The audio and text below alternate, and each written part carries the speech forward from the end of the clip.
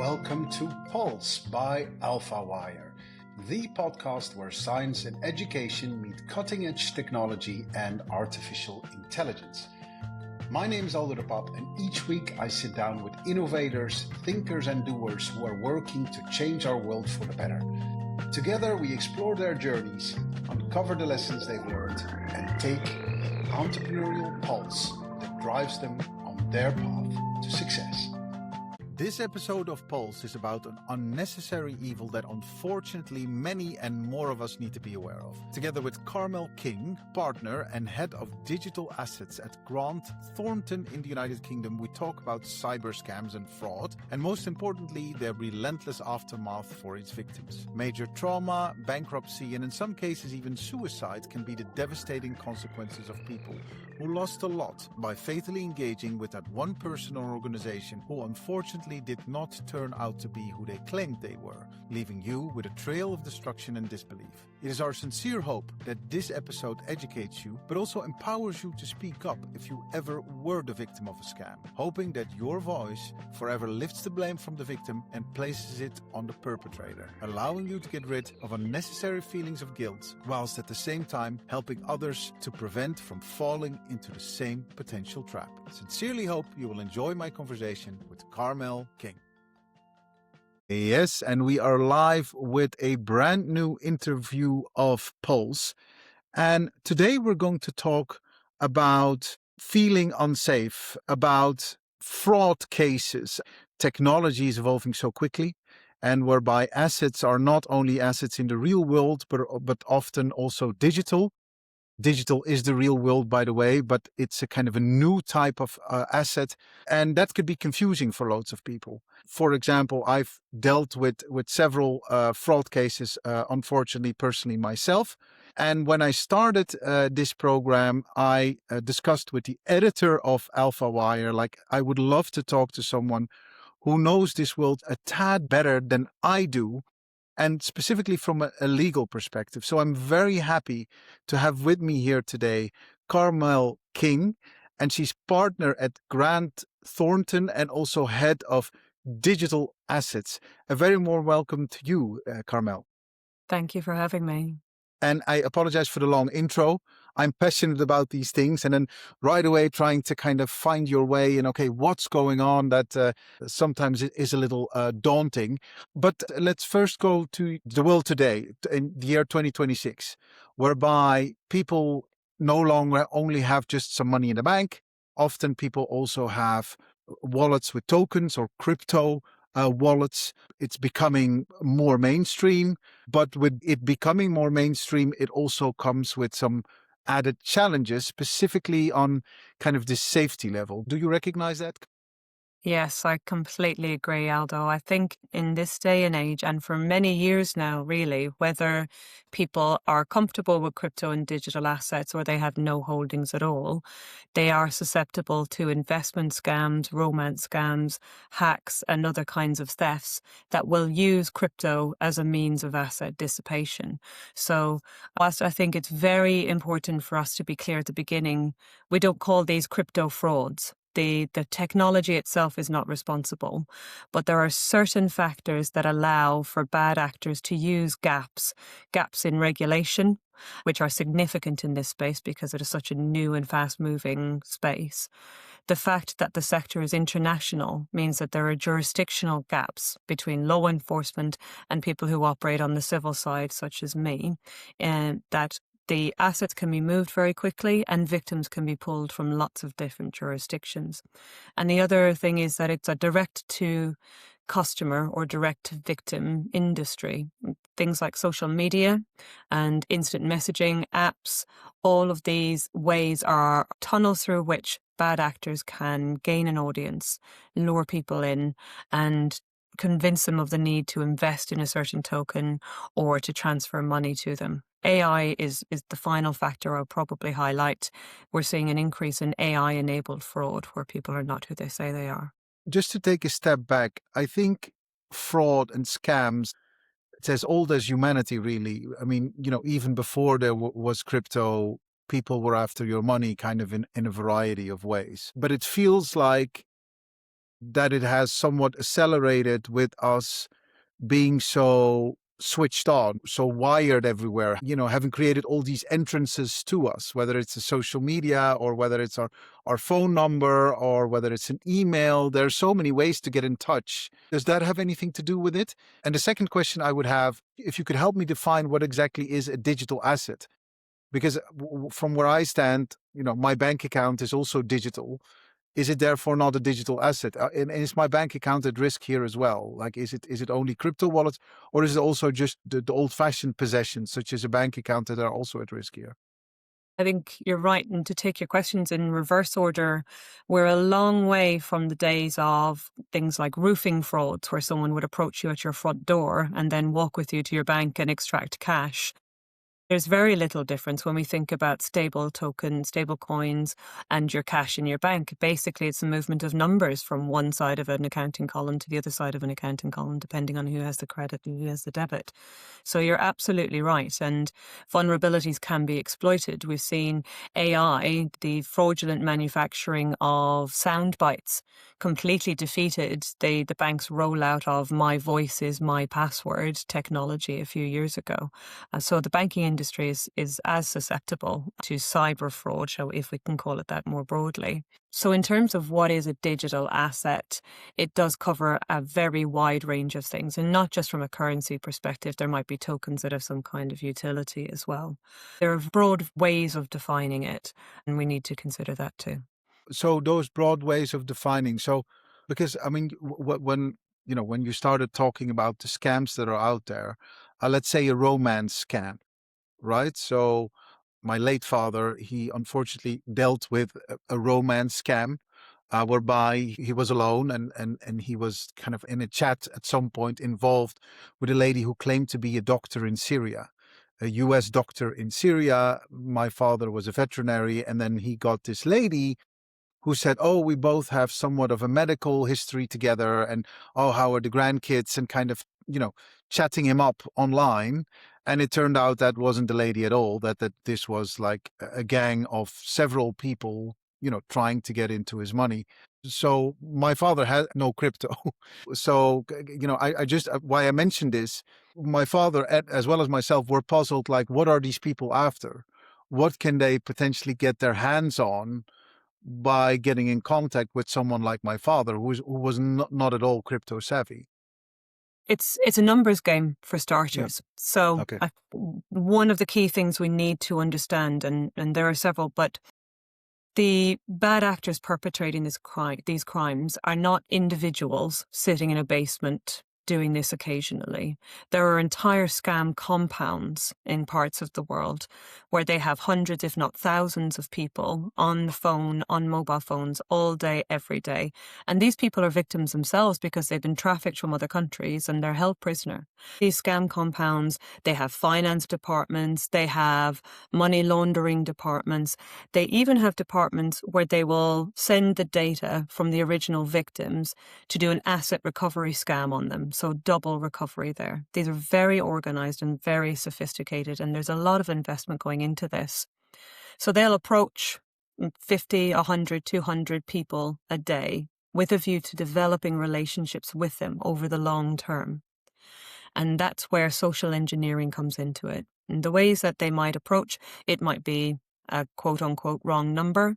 It might be through advertisements on social media that people click on unwittingly, or drops, or being added to conversation groups without volunteering for those. And I've certainly been added to a few that were allegedly investment groups from experts out of major cryptocurrency platforms. And they weren't that at all. They were just pretending to be.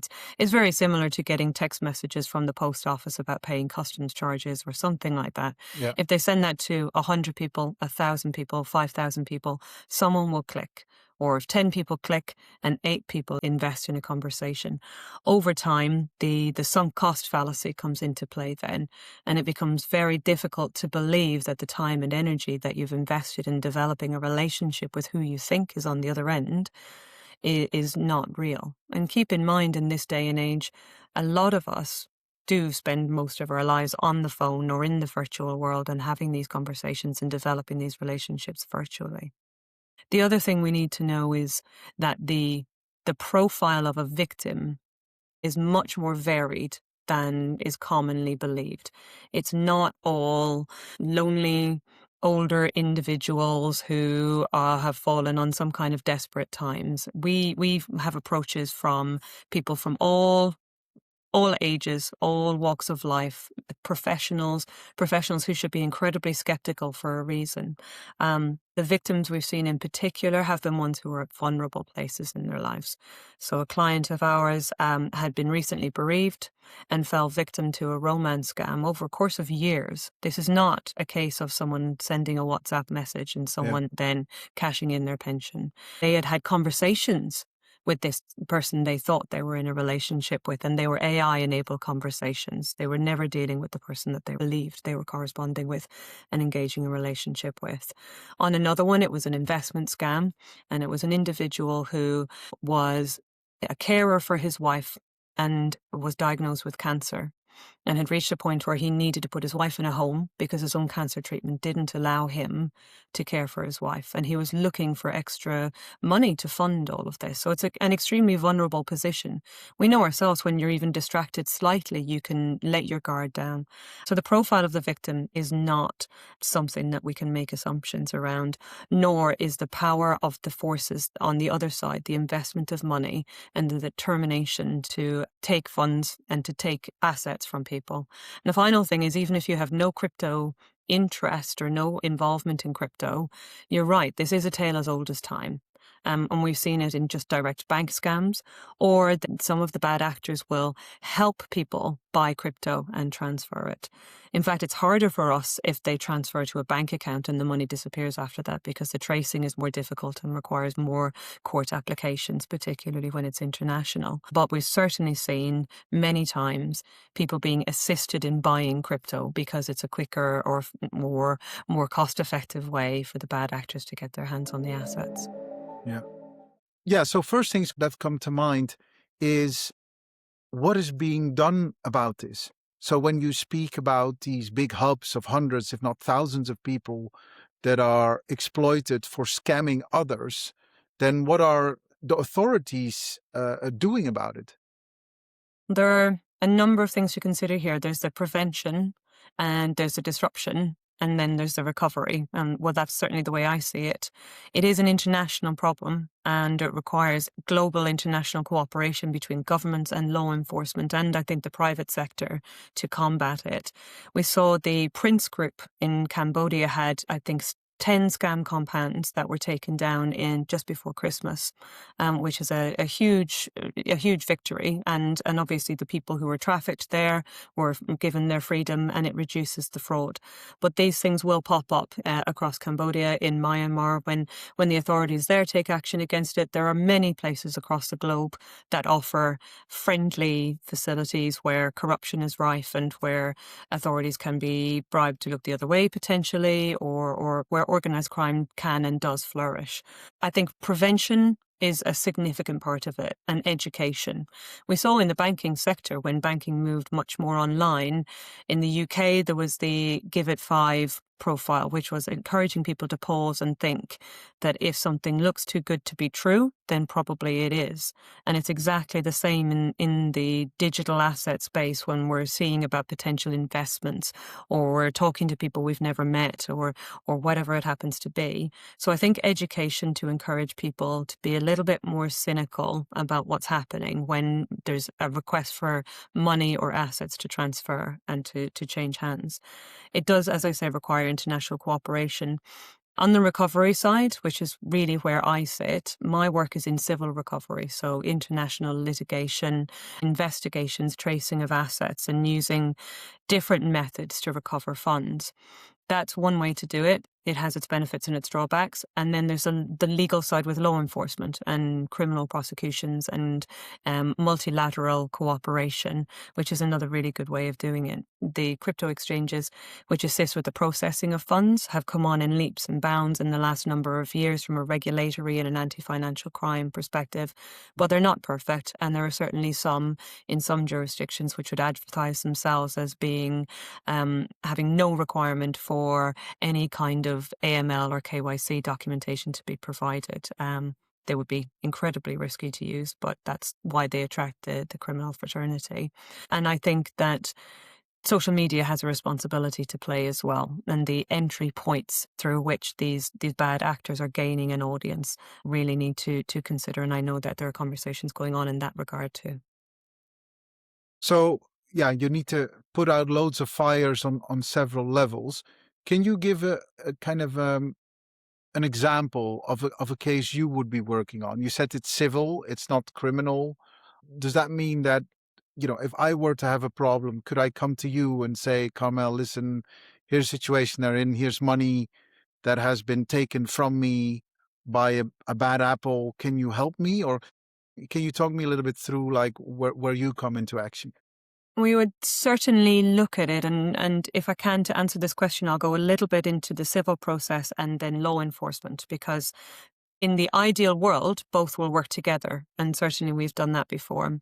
A civil recovery process, if, for example, we're looking at a crypto investment fraud, we will have a look at it and we'll do what's called on-chain tracing. We'll follow where the crypto went. Most of the time, the crypto will go to a centralized exchange for off-ramping and for conversion into cash. If we're lucky and we do things fast enough, we can apply to court for freezing orders and the exchanges will freeze those assets and we can have them returned to the victim. We've managed that in the past, but the circumstances as I'm describing it, they do need to be right. The assets need to still be at the exchange or not far beyond. So the timing is important, and the victim coming with the details that we need to initiate the trace. So their initial transfer we need. It's a process that depends on many factors. So jurisdiction is one. We have conducted cases in the UK, England and Wales, in Gibraltar, in Canada, in Singapore, in the BVI, in Cayman, in a lot of common law jurisdictions. And certainly there's a lot of this activity going on in the US as well. But not every jurisdiction has a judiciary that understands crypto or the freezing process. You can get disclosure orders from exchanges and find out where the crypto went after that and pursue it even further. And we've had several cases of successful recoveries. Depending on the token involved, the tracing can be more or less complex. A lot is happening now in stablecoins, and Tether, which is the world's largest issuer of stablecoins, also has something called a burn and remint facility, which we've employed, meaning that if the assets are held in a private crypto wallet, there are possibilities to get those assets returned to their rightful owner. Law enforcement, on the other hand, well, before I start with law enforcement, actually, I would say the civil process costs money. Lawyers need to be paid. Independent experts, if we're doing our crypto report, it needs to be done. Because we're so passionate about this space, we do it as cheaply as we possibly can. We don't want, on a human level, people to experience some of the most devastating periods of their lives and not have the support that they need to try to get through it. But as private enterprises, obviously there is a fee for our services, and so the quantum of the loss and the complexity of the tracing in jurisdictions involved can sometimes render it unaffordable. With law enforcement, the benefits are that there is no cost attached. It can be fast depending on the jurisdictions involved, and certainly law enforcement often has the ears of the institutions in this space, so the token issuers and the exchanges. If you want a fast freeze, that can be done. The drawbacks, however, are that not every law enforcement agency in the world has an understanding of crypto or a capability. There are some very, very well developed, and there are some that just don't have the resource or the funding to bring people up to speed. And also, government to government assistance, mutual legal assistance it's called, can be very, very slow indeed. So if you're talking about exchanges, which more often than not are based in jurisdictions like the Seychelles or Abu Dhabi or out of the local jurisdiction, it can be a very, very slow process indeed. So really, in an ideal world, a mix of the two will obtain the best results. Yeah.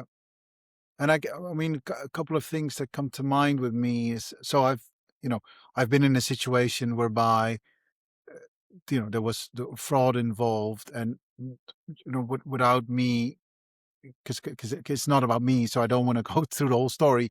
But what I did feel in the very beginning is I felt ashamed. I was like, well, as you said, this was too good to be true. Like, dumb you fell for it. So it doesn't come right away with the alertness to say, okay, I need to call Carmel because I'm first ashamed, right? So I need to sit with that Yeah. before I start involving third parties such as yourself. Now that might be already detrimental because it might already been gone, the money, because the money could be taken out of those exchanges. So you need to have the wherewithal to kind of say, okay, act quickly. But it's entirely understandable, right? Yeah. And for all of us, hindsight's fantastic, and there will have been many points at which we should have known there was something suspicious or something unusual. But without wanting to repeat myself, the odds are stacked against the individual. When you think about the bad actors and the efforts and the money and the new technology employed and the new techniques and the fact that they only need a relatively small amount from each individual to make it worth their while. And as I say, the profile of victims in this space can be anything. It can be C-suite, financial officers, ex-financial service people. It can be very, very smart, very capable people who just get caught at the wrong moment. You're right, though. The shame in all my years and 20 years of working in fraud investigation, asset recovery work, I would say that the shame attached to the frauds and scams of this nature is really, really, really striking. But in reality, the shame should rest with the bad actors, right? They're the ones that are actually doing these despicable acts when you think about the actual things that they're doing. I've certainly seen cases where people have been afraid to tell their partners about it or their children about it, and it is because they feel that they've been stupid. But I think the culture of victim blaming in this scenario is really harmful. And you're right, because it prevents a speedy response. The blame lies in many places other than with the victims in these scenarios. Yeah.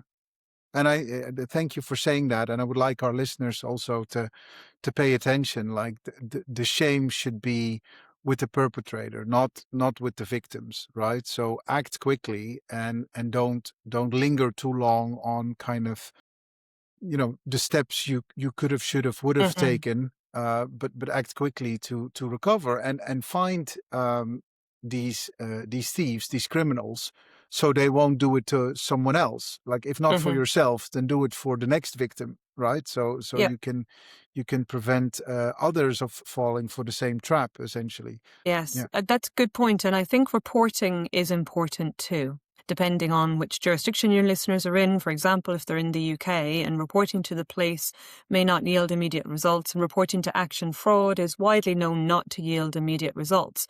But the numbers are important, and there are often claims of the billions that are lost every year through fraud and investment scams, and more generally, not speaking about crypto specifically for the moment, but that is only the reported fraud. Scams and investment scams have been designated as priority by the government in the last few years, but very little is going to be done unless the true loss is known. Very few steps are going to be taken unless the impact is really seen. And if we don't report it as a very minimum, then there's not much that can be done about it. Yeah. I want to step into the role of crypto and how crypto is seen. I mean, my experience isn't that crypto has a great reputation, among others, because of these situations. Do you feel that's fair? No, I've been in this space for quite a few years now. And whilst I think things are changing in the last couple of years, because you have investment banks getting into the space, you have significant asset managers and funds getting into the space, whether it's via ETFs or looking at stable coins and using blockchain rails for fast settlement, there has been a significant adoption of the underlying blockchain technology, which I think is legitimizing it in a way. My view really is that it was and has been unfairly stigmatized, but you have to counteract that against the fact that you have massive failures like FTX, for example, that don't assist with the reputation in the space. You have the big fine that was imposed upon Binance by the US authorities a couple of years ago, and all kinds of other examples of bad behavior in the space. I think if the sector as a whole wants to scale and grow and be a proper financial services sector, which it is very much to my mind already, then real focus needs to be given to governance, to regulatory adherence, to financial crime infrastructure, and to really embrace those spaces. I do think it's unfair to mark crypto as equal to Ponzi schemes or fraud or something like that. For many years now, fraud has accounted for less than 1% of movement in crypto. And that's borne out by reports by the blockchain analytics companies year on year. I think it's more a case of people not understanding the technology and being quicker to dismiss it than they perhaps should have been. Yeah. And I would also add to that in the case of myself, who founded a company in genomics, in the sciences, embracing blockchain technology and end-to-end encryption is a means to an end, a scientific end in our case. But you also have tools that their only end is making money, right? Very Yeah, quickly. And I think that gives a different use case and also a different type of person that might be slightly more susceptible to making money quick, which unfortunately comes with, the scammers and kind of other people who might want to engage in criminal activities to do so. Yeah, anyways. completely. I Yeah. mean, the traditional finance space has far more fraud and far more scams, but, it's more newsworthy to talk about this strange crypto stuff. 30, 40 years ago, people said the internet wouldn't take on. And I think that in the crypto space, you have a lot of altcoins and a lot of playing around with things like NFTs. And so it's easy not to take it seriously. But those are phases that I kind of see very much as not growing pains, but experimenting with the new technology and what can be done. And we're human beings, right? When we experiment with a new technology, it's going to be doing silly things as well as doing very intelligent, clever things. There are far more intelligent and clever projects coming out, as you say, using blockchain technology. And it's being incorporated into our everyday lives. When you talk about things like proof of supply chain being on chain, that's fantastic because it's going to reduce down things like breaches of child labor laws. It's going to reduce down counterfeiting. It's going to help with environmental protection laws. If we know where a product has been grown, processed, manufactured, transported, and how it ends up on the shops. The technology itself is going to be revolutionary, but not potentially in a way that we visibly see every day. I think it's too easy to get distracted by apes, pictures of apes or something like that and dismiss it as not serious. Yeah. What do you see in the UK when we talk about regulation? And Grant Thornton is a very established firm. So the fact that they have a digital assets department that I guess you're heading is already a great sign. So I would say there's more adoption and, government is taking this more seriously and devoting more resources and time and attention there. Is that correct? Or It what would you very say? much Yeah. is. Yeah. And there are many ways in which we see this. So the FCA has its regulatory pathway laid out. Some would argue, and I would agree, quite behind other jurisdictions, but the pathway is there now, which is excellent. The firms that are already registered for AML purposes in the UK will be able to register fully from September 2026. So that's in coming months. I think that is going to be a big lift from the sector. Some of the firms might not have their internal governance and processes and infrastructure ready, but the fact that there is a regulatory regime and a regulator willing to work with them to get through that is a really, really good sign. Another thing worth noting is that the UK is one of the initial signatories to CARF, the Crypto Asset Reporting Framework, and amongst approximately 50 countries taking it on this year, with another 25 next year and the year after. And that's going to involve crypto service providers reporting on their customers' crypto activities to those customers' own local tax authorities.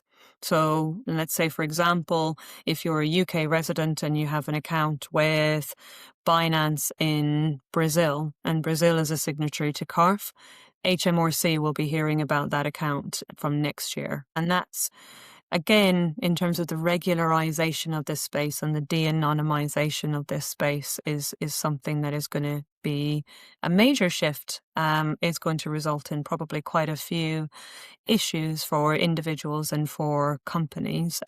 But mostly what I see is that the sector needs to, and many organizations within the sector have been doing this for years anyway, but be very sharp on their jurisdictional arbitrage and make sure that they're very clear on what users are using which jurisdictional platform, which comes into play for sanctions and for various geographical differences in current legislation as well. And what can you say about businesses? So we have a token play in our business. It's not core to what we do. There's a utility token. I remember that a few years back we were debanked by a very renowned bank in the UK because we were doing this, and we weren't doing anything wrong. We were, making sure that everything was reported. And you see any kind of, wanted to say, because it's not only individuals but also businesses that have a token play in some shape or form that want to play ball completely. But I think before it was felt like, well, there's no interest in that from the government. So I think this has changed significantly over the last few years, and I've direct experience of that, Aldo. I'm a founder member and the vice chair of CFAR, the Crypto Fraud and Asset Recovery Network. And that's a network of professionals, the vast majority of whom are regulated themselves personally and their organizations. It doesn't have any funds moving through it, and it certainly doesn't have any crypto moving through it. And certainly we struggled to be banked 5 years ago when we were set up. That's moved on significantly now. And the conversations that I've been having with the banks are about how they are getting into the space themselves or have already gotten into the space themselves, how they cleverly and efficiently due diligence clients who are exclusively within the space, which involves the banks themselves or them utilizing third parties who can just utilize on-chain data and indeed off-chain data to carry out due diligence. But some of the banks even have service providers that are going to be providing them with that kind of thing, and they need to onboard them and carry out that kind of DD. They're cautious about it, but I read it as embracing the space. I can't guarantee that people won't be debanked because they have some small interest in tokens, and certainly on an individual and a retail basis, my understanding is that some of the high street banks are still, they pose difficulties when you're trying to transfer cash onto crypto exchanges or something similar. I expect that will change, but they're still cognizant of their requirement to protect consumers as well. But I see the banks really as starting to embrace the space. Yeah, well, I mean, that's understandable. The last part that you said, like, I'd rather have them being cautious. Yeah. But that's a completely different matter from just being debanked, because Mm-hmm. you have something of a token going, and regardless of what it is, we just lost our, Yeah. we just lost our account, and it isn't a pleasant situation, I can tell you. No, it's a quick and sudden Yeah, one, right? yeah, Yeah. yeah. It was quite arresting at the time because we had bills to pay, Mm-hmm. um, and we were giving a check with basically our saldo on it, and told to go elsewhere. And then, of course, there's no one that you can write to, no one you can speak to. If you speak to someone, it's someone higher up, so it's not the person you speak to that's going to say why or when.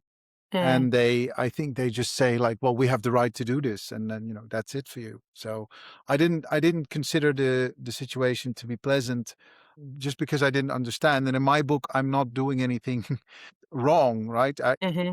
mean, it makes you feel like a criminal in effect. And it's like, and you're not. You're just, Yes. yeah. And then to have to approach another bank on the basis that you've been debanked is, Yeah, quite a difficult correct. position to be in. Correct. I, Yeah.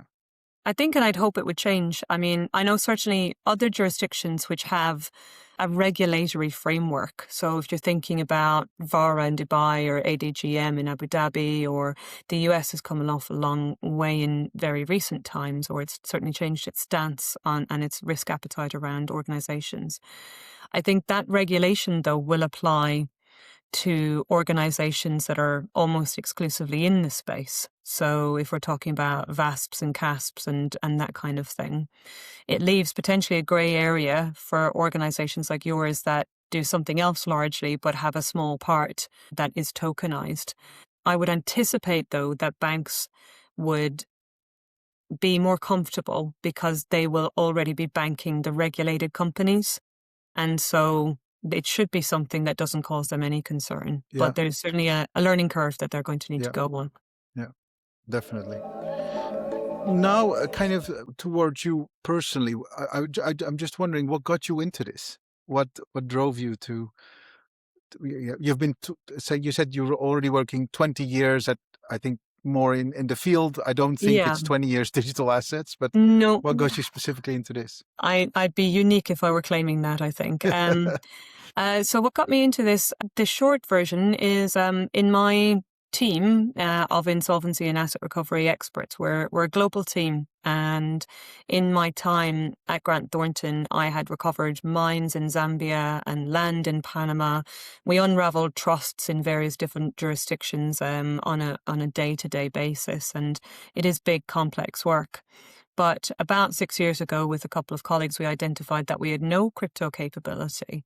And that wasn't really acceptable in cases where individuals who were looking to hide their assets just had to be slightly clever about what their bank statements looked like in order to remove their cash, turn it into crypto, and hide it from us.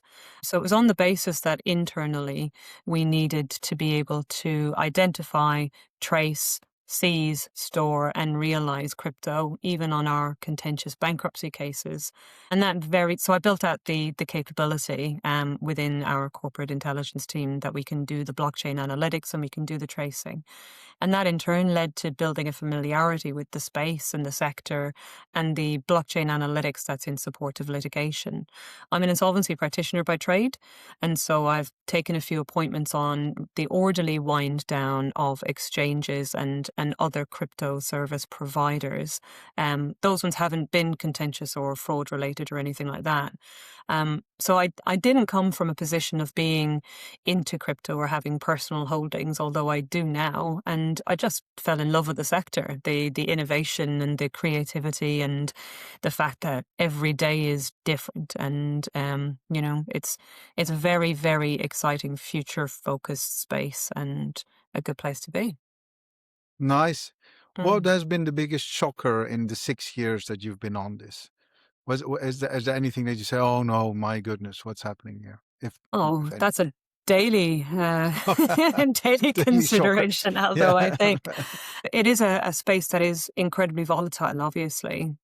I think it depends on whether you're talking about a shocker in a comedy sense of the idea, and that can be, some incredibly strange decisions that are further out than where I sit. For me, the really shocking thing, and we're getting back to it, is the abuse of people and the victimization of people for financial gain, because it's the first time I've had people directly approach me many times a week to tell me their story and what's happened to them. So that has been really shocking. And although it has been happening all the time, and I've dealt with victims through my proceeds of crime work and my asset recovery work over the period of many years now, the scale and the damage that is being done for relatively little effort is really quite shocking. Yeah. I was about to say, like, in order to scam someone, you need to get to the emotional side of them in some shape or form. And I think that's for lots of people traumatizing, right? Yeah. You mentioned romance scams but any other one, it's just traumatizing. So I think people go through a lot. It's not just about the money. Mm-hmm. It's also about the fact that it's a very malicious act. It's very, very awful thing to do to someone. And then let alone what you said, which I wasn't so aware of, that people are being trafficked and, Mm-hmm. most likely their passports being taken away and then having to scam other people. And, that's so atrocious and so horrible. It's conversations like this that hopefully raise awareness and cause people to pause I hope so. and think Yep. about it. Yep. And I do think on the prevention end of things that social media platforms have a lot to answer for, because Yep. it can't be possible that the current approaches that they have are the most efficient to eliminating the bad actors advertising on their platform. Yeah. Well, It yeah, seems that like was another victimization, right? The social media platforms are making money by virtue of running links and advertising, which is causing this trauma and this damage. well, that was another thing what I was thinking is like, how come these heinous ads are being allowed to run on these platforms, right? What is the due diligence being done there by the social media platforms? Are they just seeing money and that's for like just run with it, or is there some kind of I think, again, vetting? well, we are getting to the edge of my knowledge and experience, but I will say it's not necessarily 100% the bad actors advertising and the fact that it is, rather than it being some kind of legitimate investment opportunity, it's a complete scam. There are lots of different ways that social media platforms are being used. So their accounts are being hijacked. All kinds of things are being done to circumnavigate the protections that the platforms have in place. Mhm. I think more could be done for sure. Yeah. Thank you so much for your time, Carmel. It's very interesting, and you're doing great work, and I hope you will have many success in taking out those bad apples and recovering those assets from people who've been victimized. Before we close off, I always have two standard questions at the end of each interview, and one is about reading. So, in your career, in your 20 years now, working on insolvency and then also the digital assets, has there been a book or maybe an article or some type of reading that inspired you on your path? And for anyone listening who says, well, I would like to explore a career path like Carmel, or I would like to know more about this, could you recommend any readings there?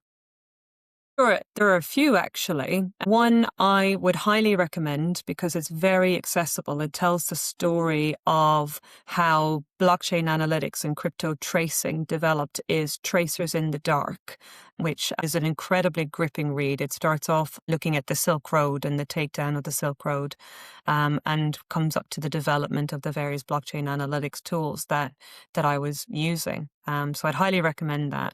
And there's some Traces in the very Dark. good personalities. Yes, absolutely. And then for someone of a more technical mind, there is a writer, Nick Furno, and he has written two books. One is I think it's called Crypto Asset Tracing. It's a very basic title because it was written so long ago. He was the first one and only one to have written a book in that space. And his second book was There's No Such Thing as a Crypto Fraud. Okay. And I would recommend those as well. Yeah. And those are slightly more technical than Tracers in the Dark, you'd say. Yes. Yeah. Now, Tracers in the Dark is by Andy Greenberg, who works for Wired. And when I say technical, he knows the sector inside and out. He's just not talking about tracing from wallet to wallet to wallet. Yeah. So it tells a story. It's excellent. Yeah. Nice. Well, I'm definitely going to read it. So thank you for that recommendation. And then my very last question. Through this podcast, I've just gotten very interested in mornings and morning routines. And so I ask all my guests if they have a morning routine, and if so, do they care to share? Gosh, I can just say no, can I? You can. I have, No. Many of my guests have said no, right? So don't worry. well, I'll keep it vague, but I have children, but I also travel quite a lot for work. Okay. Yeah. And so my morning routine differs significantly depending on whether I need to get a 6 and an 8-year-old up for school Yeah. or I need to get myself up and out for meetings. Yeah.